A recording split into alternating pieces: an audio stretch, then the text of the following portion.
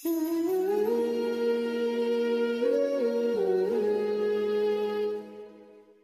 علیکم ورحمۃ اللہ وبرکاتہ۔ ناظرین، استقبال ہے آپ کا ہمارے چینل الاخبار میڈیا پر۔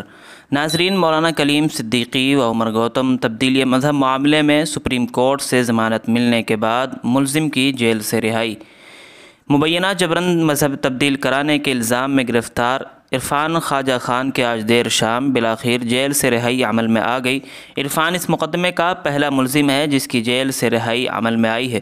گزشتہ ماہ کی 22 تاریخ کو سپریم کورٹ آف انڈیا نے ضمانت منظور کی تھی، لیکن ضمانت کے دستاویزات کی تصدیق کرنے میں اتر پردیش ATS نے 40 دن کا وقت لگا دیا۔ حالانکہ اس دوران سیشن عدالت سے متعدد مرتبہ درخواست کی گئی کہ ATS کو جلد از جلد کاغذی کارروائی مکمل کرنے کا حکم دیا جائے۔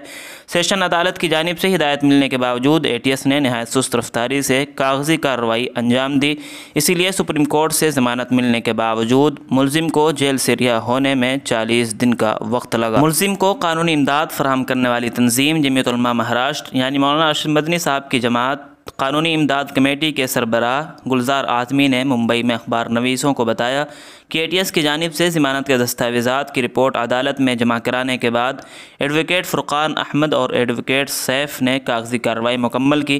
کل عدالت نے ملزم عرفان خواجہ خان کو جیل سے رہا کیے جانے کا پروانہ جاری کیا، جس کے بعد ملزم کی جیل سے رہائی عمل میں آئی۔ ملزم عرفان خان کو لکھنؤ کے مضافات موہن لال گنج میں قائم ڈسٹرکٹ جیل میں رکھا گیا تھا۔ سپریم کورٹ کی جانب سے عرفان خان کو ضمانت ملنے کے بعد ملزم ڈاکٹر فراز شاہ نے بھی لکھنؤ ہائی کورٹ میں ضمانت عرضداشت داخل کی تھی، جسے 2 رکنی بینچ کے جسٹس عطاء الرحمان مسعودی اور جسٹس اوم پرکاش شکلا نے عرفان خان کی ضمانت پر رہا کیے جانے کے آرڈر کو بنیاد بنا کر ڈاکٹر فراز شاہ کی بھی ضمانت منظور کر لی تھی۔ اب تک اس معاملے میں انہیں 2 ملزمین کی ضمانتیں منظور ہوئی ہیں، جبکہ مولانا کلیم صدیقی کی ضمانت عرضداشت لکھنؤ ہائی کورٹ میں زیر سماعت ہے۔ واضح رہے کہ گزشتہ سال اتر پردیش انسداد دہشت گرد دستہ ATS نے عمر گوتم اور مفتی قاضی جہانگیر قاسمی، مولانا کلیم صدیقی سمیت کل 17 ملزمین کو جبراً تبدیلی مذہب کے الزام میں گرفتار کیا تھا۔